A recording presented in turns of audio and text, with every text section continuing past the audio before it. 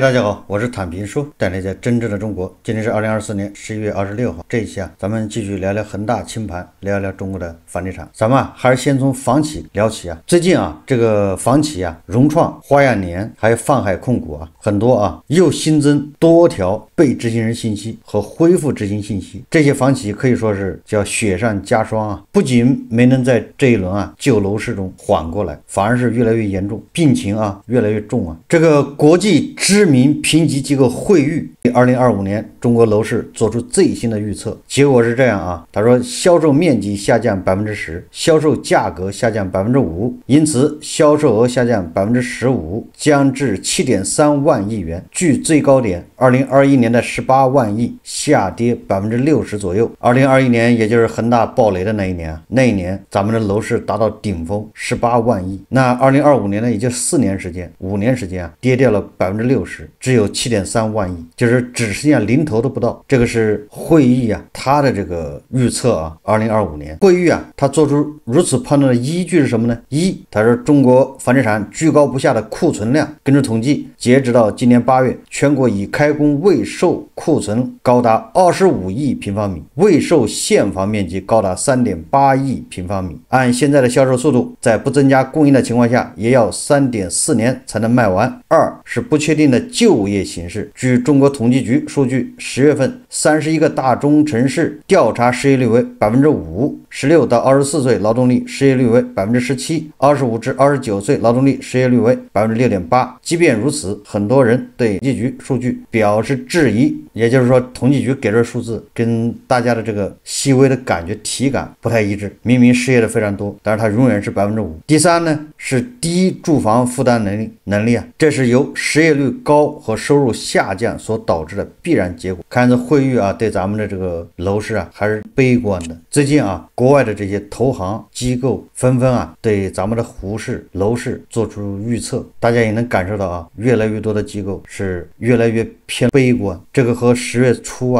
9月底形势发生急转直下的这种也就是它预期越来越一致性，就认为2025年不容乐观。为什么短短的这1个月就有这么大的变化呢？我记得那个时候机构纷纷看好楼市，认为楼市25年就见底，甚至有的机构认为现在就止跌回稳，沪市呢还要继续上涨，对吧？要涨到3000点3600点4000点。我记得这个6+4+2化债方案刚出来的时候，或者就没出来之前，大家都是万众期待，都认为这要放水了，要通货膨胀了。结果一出来之后对吧？尤其是这个外资机构纷纷看空，也就是说认为这个不及预期。关于这个化债方案实际上国内的这些很多研究人员他也有这个自己的看法你比如说那个华创证券研究所的副所长叫张玉，他对这个化债方案，他认为实际上就是存量置换，不是增量。这个化债方案是给今年各个部门增加信用，也就是这是财政部他力所能及的事情。但这个绝不是说让地方新一轮的这个什么刺激，什么胡搞瞎搞这是张玉的话大家可以看视频。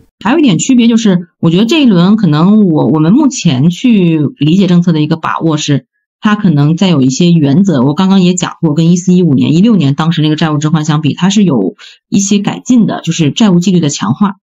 这个债务纪律的强化，我们的理解就是它可能会充分保障合理发展权，但是可能不合理发展权也不太可能再让地方去胡搞乱搞了就是大家一直很期待的说这个说能不能激发地方动能跟胡搞乱搞这是两码事儿。那这一点展开讲怎么谈论这个问题呢？就是比如说我们看到上一轮像15-16年，那地方确实做了债务置换，那 PPP 也搞得很火热。那个时候呢，我们整个认为做债务置换之后，整个的信用扩张，地方政府它既是参与主体，同时也是主导。什么意思呢？就是他决定搞什么项目，搞什么 PPP， 对吧？然后呢，他既是主体也是主导。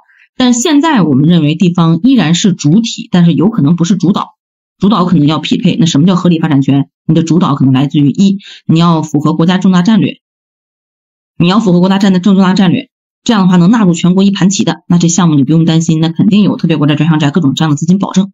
要不然就是你地方能够符合你当地的一些这个发展需要，比如说你城镇改造或者说你的一些什么老旧改新或者你做了一些什么基建之类的，那你拿得出项目，现金流符合要求，报得出来，那么能够获得这个相关部门的这个同意和批复，比如说发改委能够批，那我觉得可能也是可以的。那这种肯定就是我们称之为叫合理发展权了。那所谓的那些，那举个不恰当的例子，可能你一个小县城，你非得建一个3000人的大礼堂这种事儿，还能不能干？对吧？你还我估计可能这个概率就很低了。这个我们就整是，其实财政的总量就这么多，那它其实当期没有余量的，因为咱都识字了嘛，对吧？你没有余量的，你不是投资就是消费。所以如果能够把一些不太合理的盲目的投资冲动摁住了，其实自然就有更多的钱进了民生三宝啊、兜底啊、服务啊、消费啊、经济循环了。它不进投资，它就会利好消费，它就会利好循环。从这角度来讲的话，我觉得这一轮可能就是不是说想去重新鼓励地方这个再做重复建设、胡乱投资的。那我觉得还是保障合理发展权，然后同时呢，其实重心可能会是往经济循环上去做倾斜，往福利和民生兜底上去做倾斜。那有一些地方说白了，你国家战略确实可能已经比较饱和，你不沾边儿，然后地方你也报不出好的项目了，那你就是不是也可以考虑一下，那是不是你的这个所谓的这个做大基建投资的空间和条件确实就已经饱和或者受限了？那这种情况下，那可能就要好好琢磨琢磨如何做好一个政府的转型，服务型政府，做好兜底、民生三宝之类的，还有很多这种其他的一些事情可以做，未必就是只有投资一条路。咱们一直认为你这个化债方案一定要有监督，一定要把那跑冒滴漏给它堵住。什么在成都搞一个100多亿的干部养老基地，这种事情不能干。化债资金不是唐僧肉人人都分一口所以现在越来越多的人明白了化债到底是干啥。所以当大家明白了之后他这个激情就没了原来这不是增量，这不是央行放水，这还是地方政府你自己去发一笔债，把你那个隐性债务给它换一下，把高利息的换成低利息的，把这个短期的换成长期的，把这个相当于把债往后延一延。所以预期落空这就是楼市胡市它就开始萎靡不振。实际上现在很多媒体很多中介也可以看出来这个新房二手房这成交开始回落，对吧？房价下跌的趋势也越来越明显，对吧？除了北京、上海个别城市现在还能顶一顶，其他的都是在下降这些炒房客、中介他们套在里面非常着急，所以又开始编各种小作文。有一些恐慌性的买盘已经释放掉了，那是刚性的。有很多人担心这过了这个村没有这个店，对吧？赶紧上车。所以这些人在10月份和10月份、11月份的上半月基本上都消化完了，剩下的这些人就是买不起买得起的他也在等观望，对吧？这一观望的成交量就下来了，成交量一下来，这个二手房房东他就得降价卖，不降价他房子卖不掉，所以你看这房价又得开始跌。这一跌那些恐慌性上那个刚需房上车的就后悔了，买早了。咱们这1-2个月看到的报道还有新闻，对吧？光说上海的房价那都是涨，不是日光就是二手房暴涨，对吧？创历史新高，创3年的新高等等都是这种报道。就上海的楼市火得不行，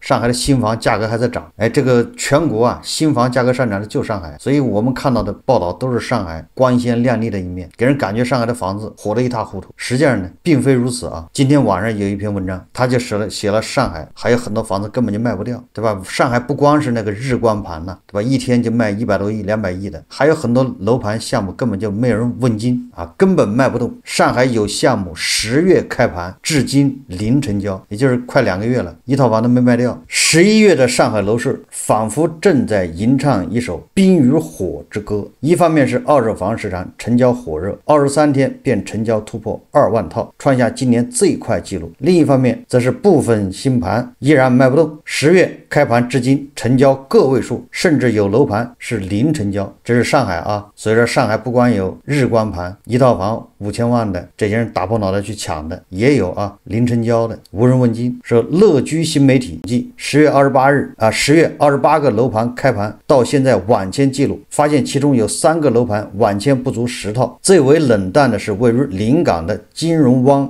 湾金，该楼盘于10月13日开盘，推出190套房源，共计6栋楼。截至11月25日，该批房源晚签为0。资料显示，该楼盘开发商为临港控股、浙江荣盛。说其次是位于普陀的中环云悦府该楼盘开盘时间10月13日，共推出244套房源，截至目前也仅晚签2套，开发商为浙江交投项羽。值得一提的是，上述3盘开盘前均因认筹人数较少而取消摇号。从目前晚间数据来看，可能当初认筹人数不只是较少，也就是没人来认筹。业内观点认为，虽然9月底至今楼市利好政策持续出台，但也无法做到阳光普照。在有限的市场需求下，购房者被具备更高性价比的区域虹吸。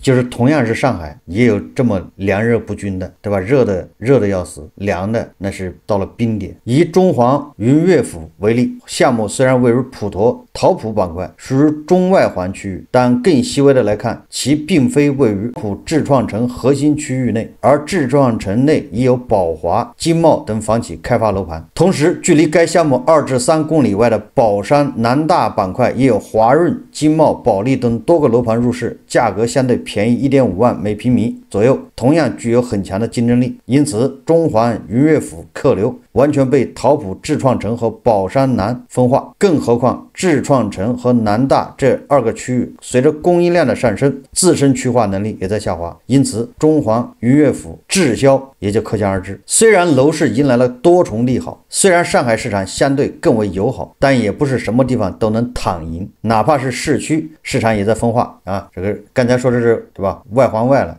现在市区什么情况呢？他说，例如位于静安区的盛和静安公馆，10月15日开盘至今63套房源，也仅晚签16套。按理来说，这个静安区呢应该是核心区了，居然这个63套房只卖了16套。从这个报道可以看出啊，即便是上海，你看看天天看到的都是光鲜的5000万一套，对吧？一天就抢了100多套，就是这种新闻。然后二手房创新高，但实际上你看上海依然有大量的房子卖不掉啊。所以说啊，咱们老有粉丝啊，老有网友问什么地方房子该不该买，对吧？房价什么时候到底？你说这个问题谁能回答得上？同样一个城市都不一样，你何况全国？所以即便你看啊，北京、上海楼市不错啊，现在感觉一线城市啊，就北京、上海稳住了，但是依然有地方是房价在下跌，房子依然卖不掉，无人问津。你看这个财联社报道啊，11月26日电，随着沪7条新政的持续发力，新一轮增量政策推出，上海楼市持续活跃。说上周末11月23号到24号，上海二手房含商业单日成交量均再次破千，其中11月23日单日成交1224套，成功刷新11月二手房单日成交最高纪录。这是澎湃新闻报道啊，你看看上海依然是风光无限呢。最近有很多网友啊也在吐槽啊，或许啊长期在外漂泊啊，这个卷得很厉害，压力很大，就产生了那种说要卖掉大城市的房子回老家躺平。实际上这个话题啊在很多年前就有，10年前就有，是吧？那很多白领啊离开北京、上广上海和广州，就是逃离北上广，有过这么一个热潮，但后来啊都是不了了之。逃离北上广的人事后啊绝大部分都后悔。那现在呢，对吧？新的一轮逃离北上广运动又开始，因为工作难找，然后又没有户口，然后房价也太高，主要是就业压力大，对吧？在北京如果有房，但是工作没了，找工作也难，现在35岁以上就很难找到工作，就难免会产生啊要回老家。网上有这么一个案例啊，说有一个小伙啊，33岁，是甘肃小县城人士啊，他是设计师，曾经在北京、深圳工作多年啊，都是在一线城市啊工作啊，现在在西安定居，一年大概能有20万的收入。他就是我刚才说那种对工作啊感觉到非常厌倦，压力大，所以他想回老家过一种更舒适的生活，回到那个甘肃小县城。计划啊，他说先卖掉在西安的房子，然后回甘肃老家买一套40万左右的房子，其他的钱存银行吃利息，在老家找一份3、4千块钱的工作，躺平过日子。说实话啊，有很多人一旦在找工作就业过程中遇到这种挫折的时候，难免会产生这样的想法。我认为啊，这种做法得分人，看情况，就不同的人适合不同的方式，不能千篇一律，不能照搬照抄。如果你没有结婚，没有生孩子的想法，没有小孩，也不打算生小孩，那可以，你不要说小县城了，你就是把房子卖掉回到农村也可以。因为现在都是网络生活啊，你只要有网，在哪儿都差不多，对吧？你就在农村住着，买一个车，对吧？缺什么东西进一趟城采购一趟，或者是快递啊，现在网购啊基本边农村到镇上是可以的。也就是说现在啊，即便是农村，他生活也是比较方便，相对方便。如果你有个车，那就很方便。如果你不考虑小孩教育，对吧？没小孩，自己一个人，那你回农村都可以，但是就没有社交，对吧？这是跟个人性格有关系。有人愿意过这种隐居的生活，他什么北京、深圳、西安都已经过惯了，都已经见惯了，他想回到农村也没毛病啊。但是如果你还有下一代，对吧？那你考虑到下一代教育这个环境、成长环境，甚至下一代以后他的工作环境，那你不能不考虑，还要选择留在一线城市。如果一线城市压力太大，对吧？你可以选择二线城市，就是你不能一下就划到农村去了。你划到农村的小孩上学以后也是个麻烦，小孩成长环境都不一样。你比如说啊，2年前咱们提倡，对吧？你把杭州的房子卖掉，如果你在杭州啊失业了，你在杭州有房，就是刚才说的这种，那你把房子卖掉，你去郑州买套房，对吧？郑州的新房只有1万都不到啊，杭州是3万。你这同样大小的房子，你把杭州的房子一卖300万，回到郑州买一套100万，还有200万存银行吃利息，再拿10万块钱去跑个网约车。关键郑州它教育、它的医疗条件、它的生活条件比杭州差呀，它也是国际大都市啊，也不小啊，也是要啥有啥，对吧？所以说从杭州到郑州不算这个，至少从工作、从这个生活上面、从教育、医疗不算下降很厉害，不算是断崖式下跌。但是房价，对吧？住房也是住100平米，从杭州到郑州躺平可以。如果你有下一代啊，你没听说杭州的教育比郑州要高多少吗？杭州的高考好考吗？差不多吧。所以我一直这个观点就认为啊，就是不同的人不同的选择，你不要照搬照抄，不能千篇一律。还有一个就是自由职业者，你要是自由职业者，你随便爱去哪儿去哪儿，但是也是一样啊，就是你没有家庭的这个牵绊。但是实际上呢，人是很难做到躺平，何况才30多岁，你怎么躺平？你能躺10年，对吧？你这种状态啊，一旦躺个几年，自己也厌倦，又想工作。像这位说他从西安回到甘肃小县城，找个3、4线的工作，这个不要以为小县城3、4线的工作好找，同样充满了竞争，同样有卷有压力，对吧？不要老想着回到县城可以降维打击，县城里面都是婆罗门，那好工作好的资源人家都已经分完了，对吧？那县城里更讲究什么人情世故，对吧？你北京啊、深圳这些地方，你没有背景，你通过自己努力，你一样有空间，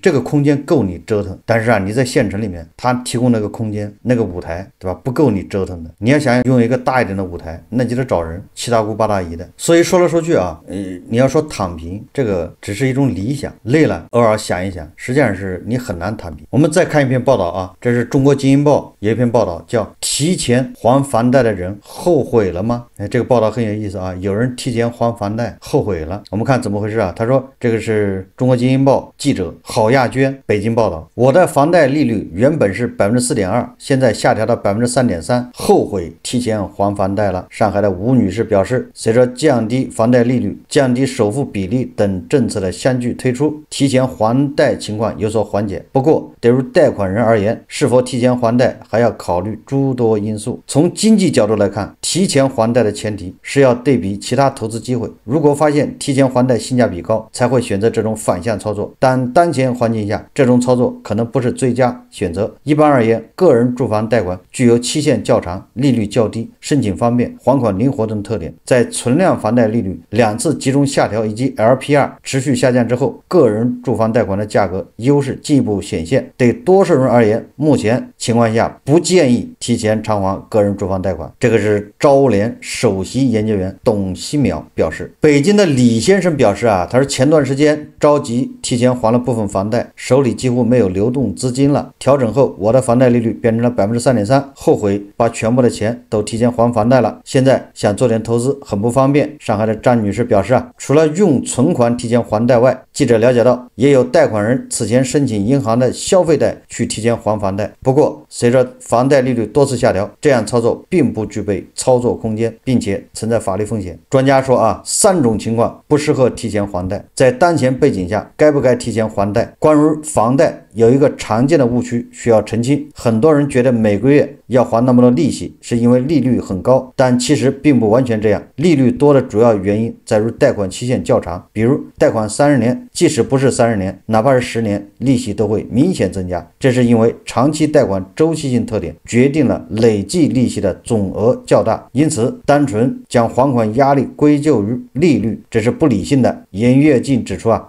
有3种情况不适合提前还贷。第一，房贷利率较低的人群，建议借款人比较贷款利率与投资理财收益之间的关系。第二，耗光所有积蓄，四处借钱还房贷的人，这会让借款人资金捉襟见肘，甚至陷入家庭流动性危机。第三，通过申请经营贷或消费性贷款套取资金来还房贷，因为这是违规行为，甚至可能因为伪造相关材料涉嫌违法。董新淼提醒到总之专家是操碎了心就是劝你不要提前还房贷。你要提前还房贷，那银行日子怎么过对吧？你非要把银行吃到嘴的肉让它吐出来，这不人道，不讲武德。我记得上午咱们聊的对吧？这银行多难银行为了完成的 KPI 完成指标都已经卷成那样了，所以你们这些人还要提前还房贷，有人道吗？还有同情心吗？专家就这意思不要听专家废话，有钱立马就还按揭贷款，别管它利率多少，就这么简单。当然了，你借钱还，那你得算账对吧？你借钱的成本是多少？如果你七大姑八大姨愿意借钱给你，不